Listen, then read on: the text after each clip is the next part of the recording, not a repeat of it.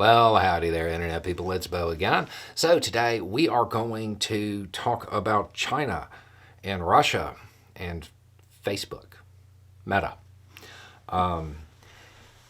and influence. And then we're going to talk about a question that was prompted by this news. Because anytime something like this comes up or it's discovered or the news breaks, people want to know if it's the same. Okay, so what's the news? Meta, which is the parent company of Facebook, they are saying that they have disrupted the largest covert influence operation that they ever have in their entire history.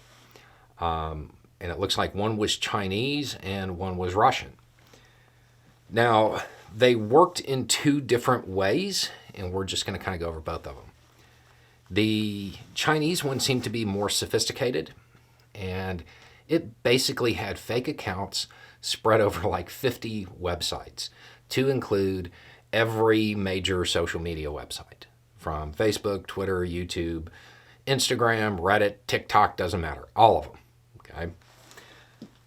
And these accounts would post content that was supportive of Beijing's goals and used to kind of discredit those who were critical of Beijing. Okay.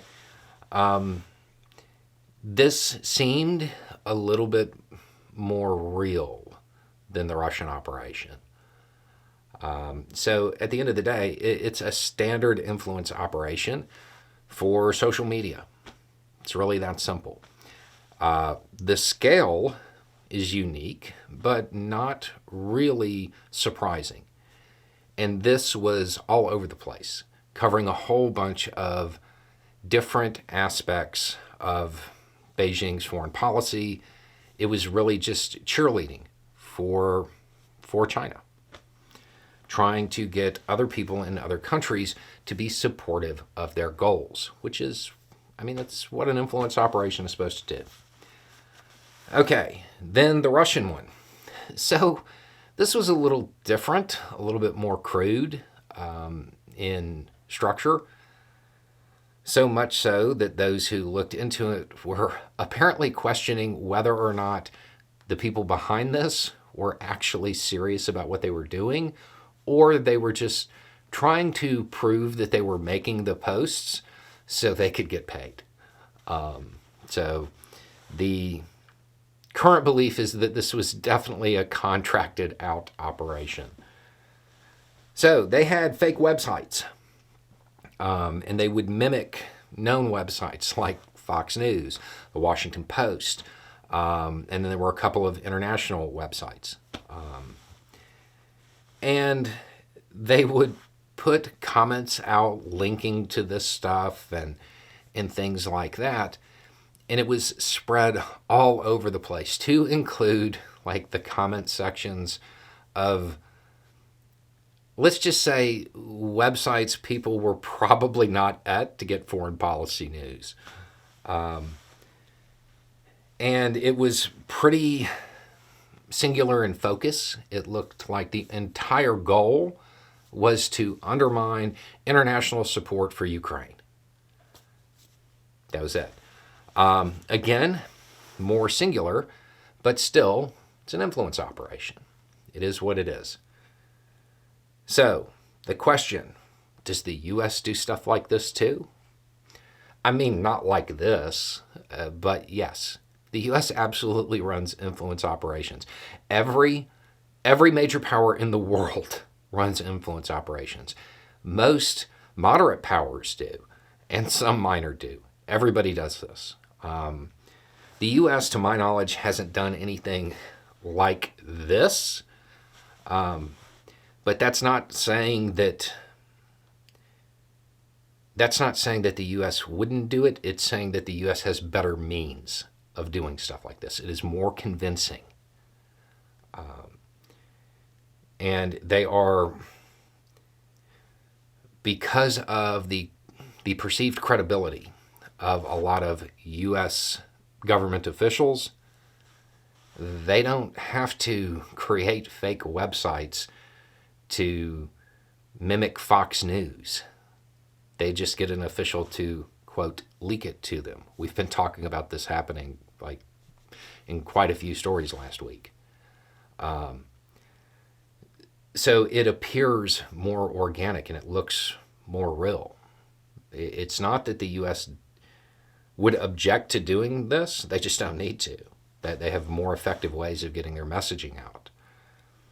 The important thing to remember here is the same thing that we have been talking about for quite some time. Foreign policy is not about ideology. It's not about morality or ethics or anything like that. It's about power.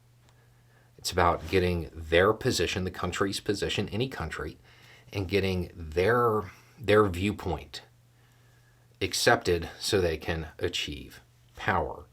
With China in this case, it was about forwarding their foreign policy initiatives, criticizing those who were against them. With Russia, it was about undermining international influence.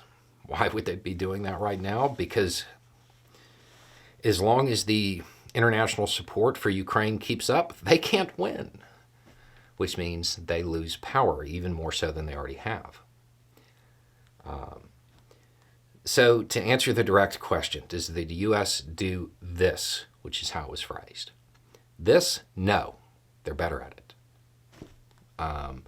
It's not that the U.S. wouldn't do this. It's just that they don't need to. The U.S., let's think of a nice term for this. Export of American culture is pretty refined. And it has been that way for more than half a century. This is something that the U.S. is really good at. And they don't need to use the more crude, spamouflage methods, which is what a lot of them were doing. But again, there are not many things that you will see a country that is perceived to be your opposition. There aren't many things that you will see them doing that your country isn't also doing when it comes to foreign policy, because everything's fair. Because there are no rules. It's only about power. Anyway, it's just a thought. Y'all have a good day.